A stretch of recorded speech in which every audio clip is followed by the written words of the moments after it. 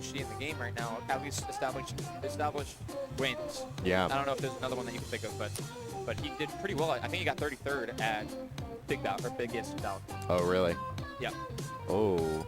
So Captain Birdman versus TomBoComBo is actually the matchup that we're going to be seeing right now. I know Birdman, despite the tag, actually opting for Wolf in the past year or so. Yeah, feeling more confident about it, but arguably one of the best Falcos in PM besides Silver. So I think you do have to keep in mind him as a player, especially with DFW coming off some pretty strong wins, but even at We Tech those, I feel like confidence is probably a big issue. Inconsistencies is a big one, especially with playing fast ballers. Yeah. Yeah, Spacey especially. Talking about a character that if you make one mistake, it could cost you the stock. That is something that, as a mentality basis, does not feel good. Yeah. It's hard to bounce back off that. We're seeing gloves here. Wait, are we going to see continuous gloves? Yeah, Captain Birdman plays with gloves on. That is so interesting. So he has been playing like this for around 4 years. If you know who Dakpo is, he is the person who trained him at UNT, a college in Denton, Texas, which is also where I'm from. So being one of the legacy members, I would have to say, of DFW, coming to shine with pretty prominent wins after beating Sethlon around 2 to 3 years ago while he was in his prime. So wow, I didn't know he played for that long. Yeah, very consistent. But TomBoComBo. Yeah, again, the punish on Space is very good. We'll see how Tombo gets those openings, which is literally the game against Wolf. You just got to get an opening, and it's so hard to find one. Working off pretty well on his ledge play, something that you have to be very careful about, especially when contesting Wolf. Yeah, Wolf, someone that you don't want to, it's the same way. Wolf is actually one of the top players, if you haven't noticed already, top player characters in the game. And that because he has a great edge neutral game, as well as a strong punish game. And we're going to see that now. And he tried to catch him with that reversal, opting to cover ledge. Gets the roll. Yeah, opting to cover ledge and removing it with back air, but I mean, risky business. That's some risk, yeah. Yep. I don't know how he's going to come back from that. I think he's maybe going for a short in there. I don't know. Yeah. See. Wow. Yeah, we'll kill. And it's the relatively floatiness coming out from Yoshi. TomBoComBo not having it, taking off the lanyard immediately after that stock. Yeah, he's like, this thing is choking me. It's restricting me from my punish game. And honestly, it could feel like that when it comes to bigger tournaments. I mean, the pressure is on. Even like any form of like necklace will feel like a noose around your neck. So. I've had conversations with top players that like get a phone call during a game and they just tank after it. Yeah, their mentality goes down. Yep. And it is that Warzone opting for some pretty advanced tech. We are seeing the Waveland laser into Shine. Yeah, and we're seeing a really cautious game from these players. They're almost trying to cover the better options, and both of them are opting to just reset instead of going in for the hard re-punish. Yeah. You know, great. I would say for Wolf especially, that is a strong option. But for Tombo, we're going to see some middles here to win neutrals a little bit more. Well, actually, that was a coverage option, but he missed. Oh, no form of like shine out of shield. Yeah. Orton. Okay. A lot of flubs going on. This is you can tell this is a high stress match. Yeah. Right, but still opting for those stray hits, and it looks like TomBoComBo is getting the most out of his stocks, around 150%, while we've been seeing Captain Birdman die at around like 90 to 100. So if this pattern continues and Birdman meets some form of inconsistency, it's going to be really rough.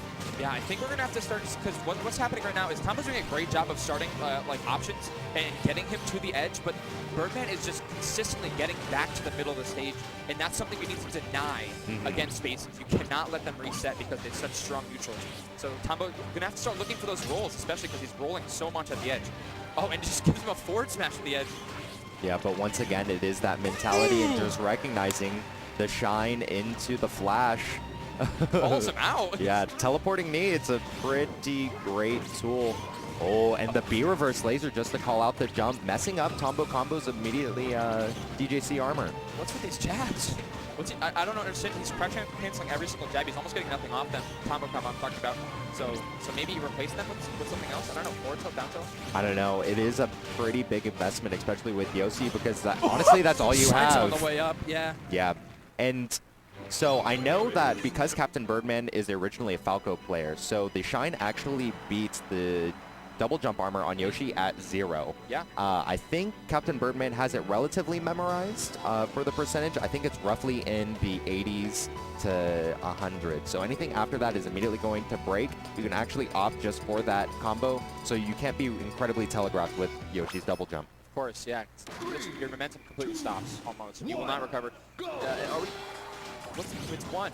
Yeah, it's 1-0 right now. Yeah. Birdman coming off strong right now. I know Tombo has said that he wants to become a top player. He wants to be the winner of LTC. And it's universal, but he showed some pretty big conviction coming in at 33rd at Blacklist or Bigger Belt.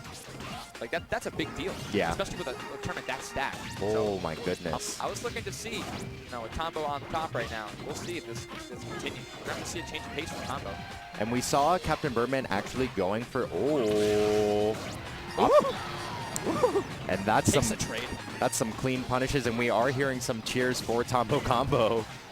Yeah, he's coming all the way from Florida. Does not want to get eliminated right now. Yeah. And put into losers. So we did see that Shine Spike earlier onto that first stock, actually breaking it at around 65. So a lot earlier than what I was expecting. We may see that option come out slightly more, but I do love the DJC Nair. That's a mistake. That is a mistake. Did not need to die there. Thought he would have been fine.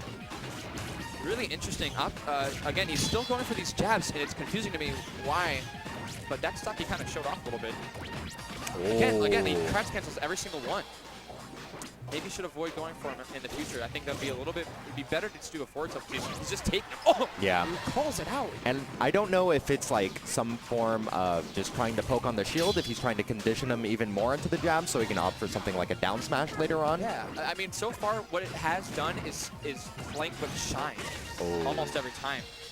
But besides that, he's punishing because of it. Yeah, it is a habit that you do have to take into consideration, especially because you have been losing the scramble against TomBoComBo pretty consistently. I think the neutral wins that we have been seeing from Tombo has been, I would have to say it's around like 7-2, and he's getting more kills off of it too.